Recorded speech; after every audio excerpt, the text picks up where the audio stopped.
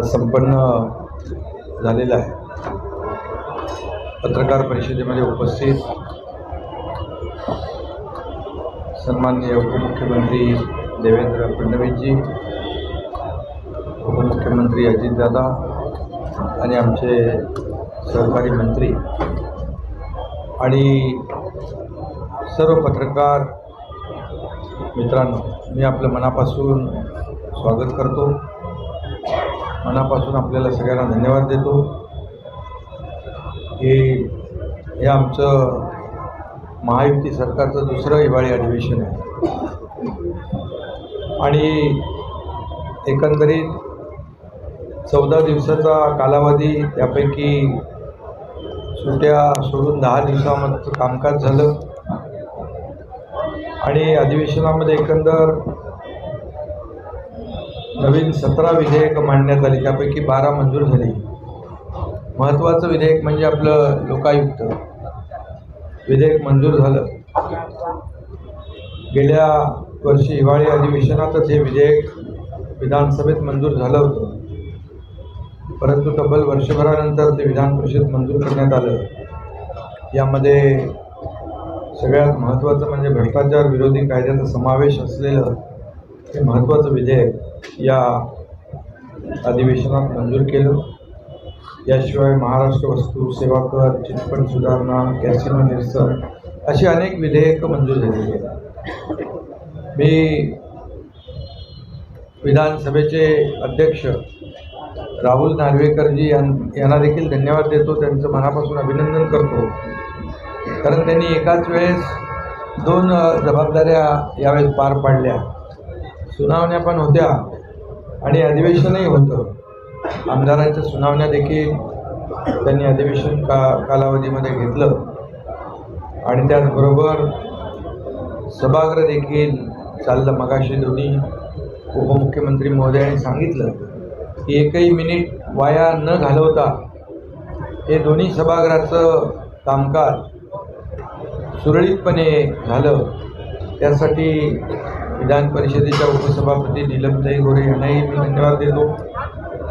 आणि खरं म्हणजे अधिवेशनामध्ये विदर्भाची चर्चा प्रामुख्याने विरोधी पक्षाने घेणं आवश्यक असतं। सत्ताधारी पक्षाने घेतली, त्याच्यावर चर्चाही झाली आणि देवेंद्रजींनी त्याला अतिशय समर्पक उत्तरही दिलं आणि ते खालच्या सभागृहामध्ये जेव्हा त्यांना कळलं की आपल्याकडून चूक झाली आहे, तेव्हा त्यांनी वॉकआउट केला आणि सत्ताधारी पक्षावर खापर फोडण्याचा केविलवाणा प्रयत्न केला। तर म्हणजे त्यांचं त्याच्यातून विदर्भावरचं वेगळी प्रेम दिसून आलं। काय म्हणतो आपण ते मगरमच्छी असू, पण ते गेल्यानंतर विदर्भासाठी घेतलेले सरकारने महत्त्वाचे निर्णय पूर्ण सभागृहाला अवगत केले। विदर्भासाठी आपण जे काही निर्णय घेतले ते सर्व मी खालच्या सभागृहामध्ये मांडले, त्यांची माहिती दिली। वरच्या सभागृहात देवेंद्रजींनी त्याला उत्तर दिलं आणि निर्णय देखील काय घेतले याची माहिती दिली। आणि म्हणून मी सुरुवातीलाच पहिल्या पत्रकार परिषदेत म्हटलं होतं की विरोधी पक्ष एक तर म्हणजे कॉन्फिडन्स नसलेला आणि अवसान गळालेला विरोधी पक्ष,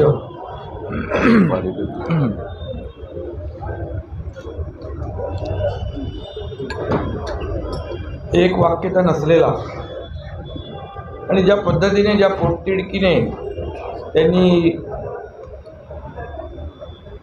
या अधिवेशनामध्ये जनतेच्या हिताचे प्रश्न मांडणं आवश्यक होतं, प्रामुख्याने विदर्भावर फोकस करून, कारण विदर्भाला या अधिवेशनामधून एक अपेक्षा असते, परंतु त्यामध्ये त्यांना ते महत्त्वाचं वाटलं नसेल आणि ते जाऊ द्या, पण सरकारला विदर्भाचं महत्त्व आहे।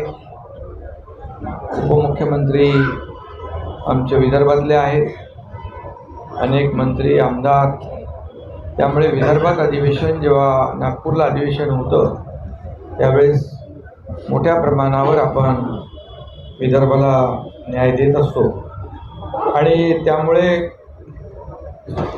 विरोधी पक्षाने फक्त रोज पायऱ्यांवर उभं राहून वेगवेगळ्या माध्यमातून सरकारवर आरोप करण्याचं काम मात्र केलं, परंतु आम्ही त्याच्याकडे काही लक्ष देत नाही.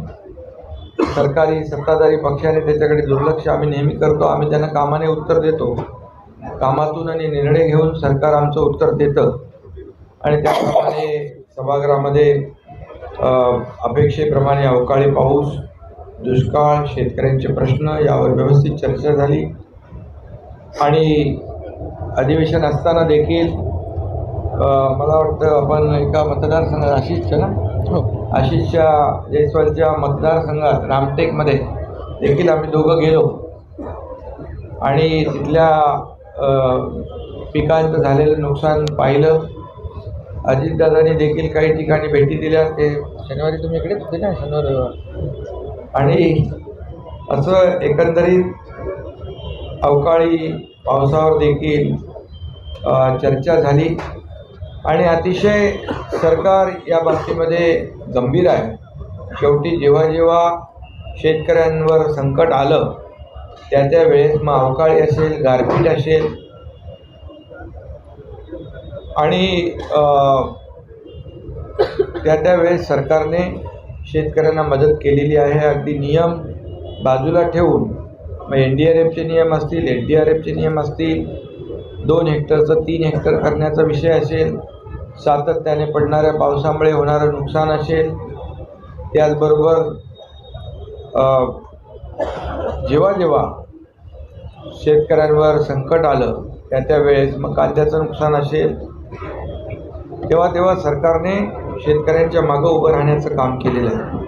आणि म्हणून मी माझ्या उत्तरामध्ये देखील आतापर्यंत केव्हाही जेवढी मदत झाली नाही शेतकऱ्यांना तेवढी मदत अतिशय ऐतिहासिक अशी 44,000 कोटींची मदत गेल्या आवाज नीट येत नाही त्याच्यामुळे हा माईक यूज करा. आवाज येत नाही. गेल्या 1.5 वर्षामध्ये आम्ही आमच्या सरकारने केलेली आहे 44,000 कोटींची. हे बंद आहे का? नाही, हे चालू आहे. त्याच्यावरच बोलू तुम्ही, तसंच बोलू. चालू. त्यामुळे आत्तापर्यंत पुन्हा एकदा सांगतो, जेवढी मदत झाली नव्हती ती आमच्या महायुतीच्या सरकारच्या काळात 44,000 कोटीपेक्षा जास्तीची मदत आपण त्यांना शेतकऱ्यांना केली. त्याच्यामध्ये आकडे मी विस्तृतपणे आता देऊ इच्छित नाही, मी त्या माझ्या भाषणामध्ये मांडले आणि आपण देखील ते पाहिलेलं आहे. धानाचा बोनस मागच्या वर्षी 15,000 रुपये हेक्टरी होता, यावर्षी आपण 20,000 हेक्टरी बोनस दिला. त्याचबरोबर समृद्धी महामार्गावर 13 ठिकाणी कांद्याच्या महाबँक देखील आपण स्थापन करण्याचा निर्णय घेतला. असे अनेक निर्णय शेतकऱ्यांसाठी घेतले, विदर्भासाठी देखील अनेक महत्त्वाचे निर्णय घेतले, परंतु मी खाली त्याची माहिती दिली आणि वरती आमच्या उपमुख्यमंत्री महोदयांनी दिली. त्यामुळे मी पुन्हा विदर्भाचे जे निर्णय आहेत ते या ठिकाणी सांगण्याची मला आवश्यकता वाटत नाही, कारण यामध्ये अनेक निर्णय, मग सिंचनाचे प्रकल्प असेल, मगाशी सांगितलं देवेंद्रजींनी 29 सिंचन प्रकल्प जे आहेत ते विदर्भातले. एकूण 65 सिंचन प्रकल्प, जवळपास 64, त्यापैकी 29 सिंचन प्रकल्प जे आहेत ते विदर्भातले आहेत आणि मोठ्या प्रमाणावर जमीन सिंचनाखाली त्यामुळे येईल आणि शेतकरी राजाला मोठा फायदा त्यामध्ये होईल. कांद्याची महाबँक आता सांगितलं मी, जे शेतकऱ्यांचा कांदा किंबहुना इतर जी उत्पादनं, नाशवंत उत्पादनं जी खराब होतात त्यामुळे शेतकऱ्यांना मोठं नुकसान होतं आणि म्हणून शास्त्रज्ञ आपले काकोडकर साहेबांच्या मार्गदर्शनाखाली कांद्याची महाबँक आपण सुरू करतो आहे 13 ठिकाणी समृद्धी महामार्गावर. त्याचे अनेक इतरही उत्पादनांना फायदा होईल. मराठा आरक्षणासारख्या महत्त्वाच्या आणि संवेदनशील विषयावर देखील या सभागृहामध्ये या अधिवेशनामध्ये तब्बल 3 दिवस सदस्यांनी भाग घेतला आणि अतिशय विस्तृतपणे त्यावर चर्चा केली आणि त्यानंतर यामध्ये शासनाला देखील काही सूचना त्यांनी केल्या आणि अतिशय साधक बाधक चर्चा या अधिवेशनामध्ये त्याच्या बाबतीत देखील झाली आणि त्यामुळे शासनाने देखील निर्णय घेतला आणि मी माझ्या भाषणात देखील सांगितलं की मराठा समाजाला टिकणारं आणि कायद्याच्या चौकटीत बसणारं आरक्षण देण्याची जबाबदारी सरकारची आहे आणि हे देत असताना ओबीसी समाज असेल, इतर समाज असेल, कुठल्याही समाजावर अन्याय न करता त्यांच्या आरक्षणाला धक्का न लावता मराठा समाजाला आरक्षण देण्याची प्रक्रिया जी आहे ही आमच्या सरकारने सुरू केलेली आहे. त्यामध्ये मागासवर्ग आयोग पुनर्गठित केलेला आहे आणि त्याचं काम युद्धपातळीवर सुरू झालेलं आहे. त्यांना आम्ही विनंती केली आहे आणि त्यामध्ये त्यांना मग गोखले इन्स्टिट्यूट, टाटा असेल, इतर संस्था ज्या आहेत त्या मदत करतायत. त्याचबरोबर शासनाला या संदर्भामध्ये मार्गदर्शन आणि सल्ला देण्यासाठी जस्टिस भोसले कमिटी यांच्या अध्यक्षतेखाली एक कमिटी आम्ही स्थापित केली. त्यामध्ये जस्टिस गायकवाड, जस्टिस शिंदे यांचा समावेश आहे आणि एकंदरीत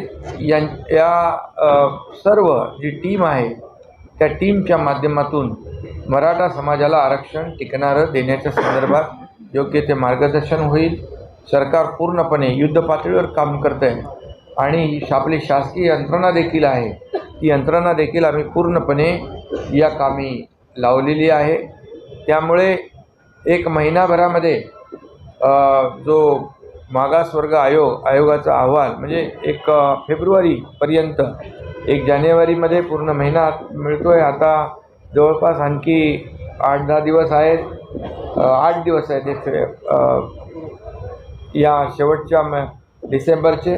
जानेवारी पूर्ण 25पासून 6 दिवस आहेत आणि जानेवारीचा पूर्ण महिना आहे आणि फेब्रुवारीमध्ये आज पुन्हा मराठा मागासवर्ग आयोगाचा अहवाल आल्यानंतर त्यावर आवश्यकतेनुसार विशेष अधिवेशन बोलवून मराठा समाजाला आरक्षण देण्याचा निर्णय सरकारने घेतलेला आहे.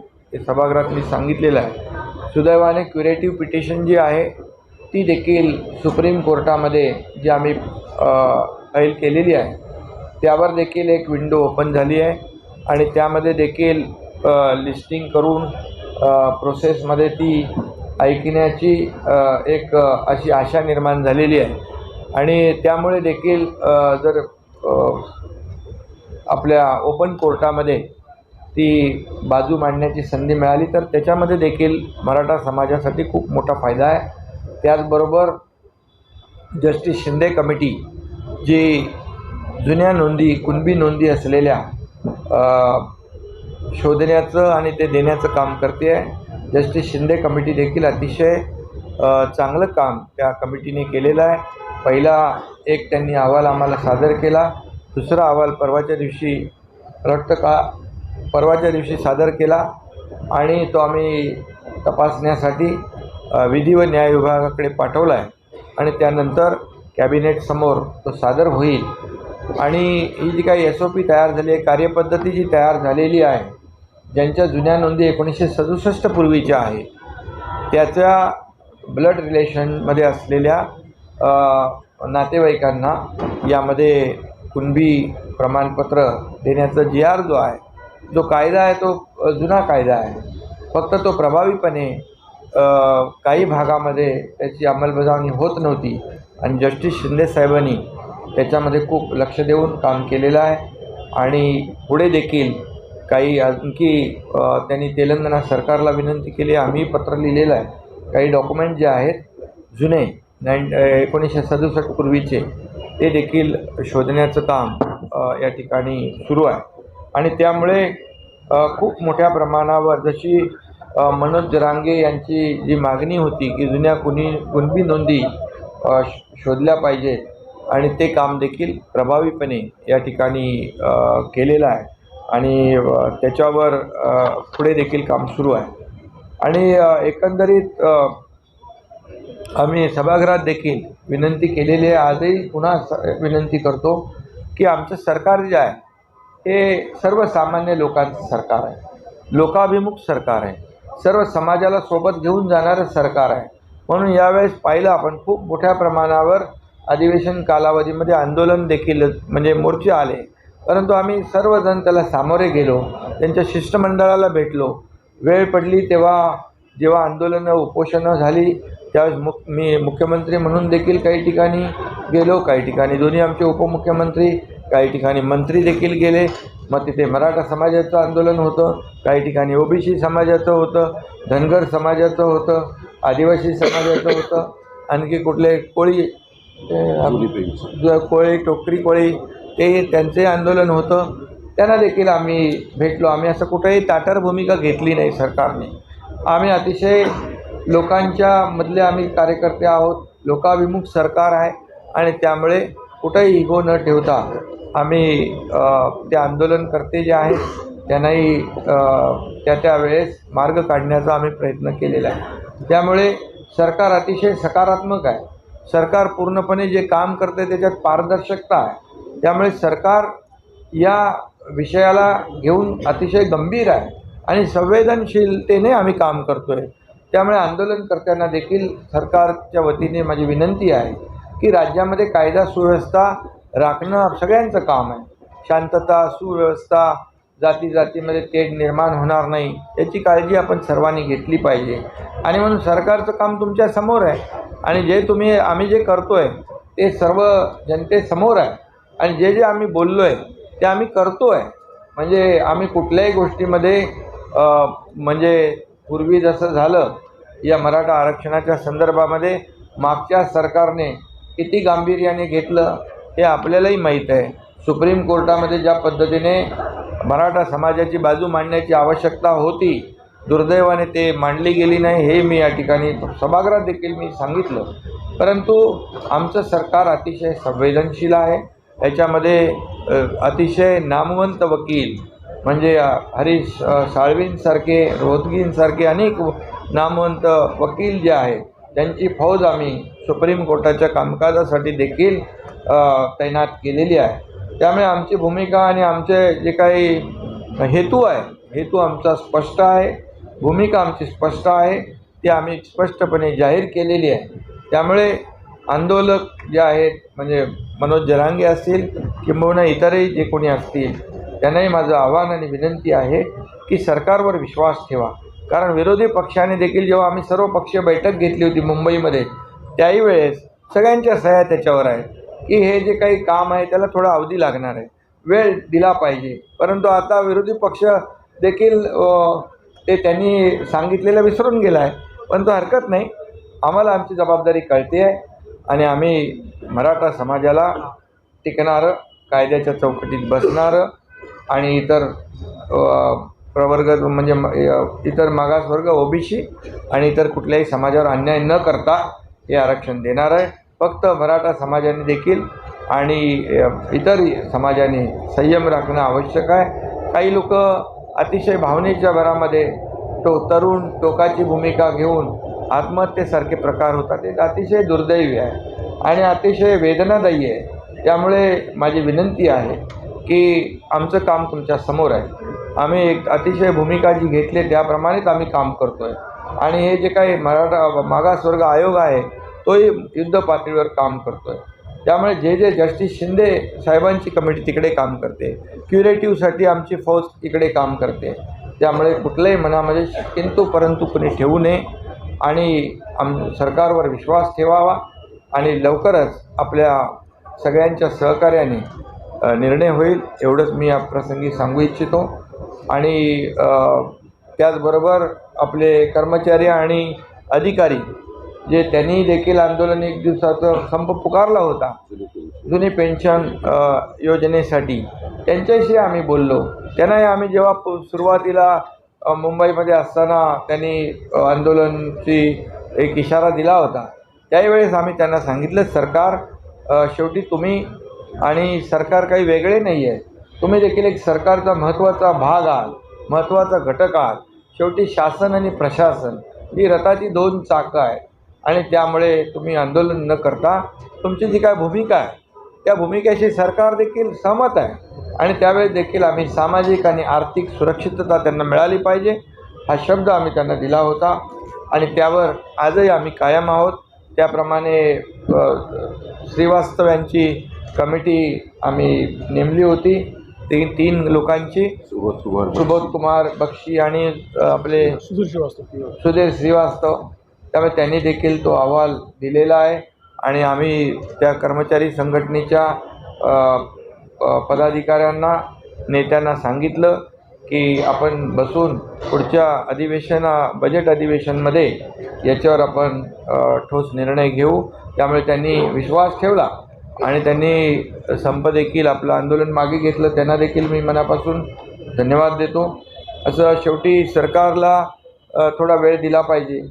सरकारची भूमिका सकारात्मक असताना आपण आंदोलनाच्या भूमिकेमध्ये जाता कामा नये हे त्यांनाही पटलं आणि त्यामुळे तेही आपण त्यांचा देखील जो काही विषय होता तो आपण सोडवतो आहे आणि म्हणून जे काही मोर्चे आले, आंदोलन आली त्यांना आमचं सरकार सामोरं गेलं आणि त्यांच्या मनातले काही शंका कुशंका काही छोटे मोठे प्रश्न होते तेही आम्ही मिटवले. धनगर समाजाची देखील मिटिंग इकडेच झाली, त्यांना देखील काही निर्णय जे आमच्या तातडीने घेण्यासारखे होते तेही आम्ही घेतले. कोळी समाज होता त्यांनाही देखील आम्ही म्हणजे ते जे काही त्यांचे विषय होते कमिटी गठीत करायची होती ती देखील आपण गठीत केलेली आहे. आदिवासींच्या बाबतीमध्ये देखील आम्ही अतिशय संवेदनशील आहोत. कुठल्याही समाजावर अन्याय करण्याची भूमिका बिलकुल सरकारची नाही, कारण हे सर्व समाजाला सोबत घेऊन पुढे जाणारं सरकार आहे. त्यामुळे याच्यामध्ये मी सगळ्यांना धन्यवाद देईन की सरकारवर विश्वास ठेवून आपण निर्णय घेतले. त्याबद्दल मी आमच्या सरकारच्या वतीने आभार व्यक्त करतो. या अधिवेशनात देखील 55,520 कोटी 77 लाख रुपयांच्या पुरवणी मागण्या मंजूर करण्यात आलेल्या आहेत, परंतु प्रत्यक्ष निव्वळ भार हा 48,384 कोटी 66 लाख रुपये एवढाच असणार आहे. पायाभूत सुविधा उभारणे, विविध विकास कामं यावर पूर्ण खर्च करण्यात येईल. वाढलेली महसुली व राजकोषीय तूट कमी करण्यासाठी उत्पन्न कसं वाढेल आणि खर्चावर कसं नियंत्रण ठेवता येईल ते देखील आमचं सरकार प्रयत्न करते. महाराष्ट्र विधान परिषदेच्या शतक महोत्सवी विशेष चर्चासत्राचं देखील आयोजन झालं. इथल्या ज्येष्ठ पत्रकारांचा याच्यामध्ये सन्मान झाला. राष्ट्रकुल संसदीय सुवर्ण महोत्सवी अभ्यास वर्ग देखील पार पडला.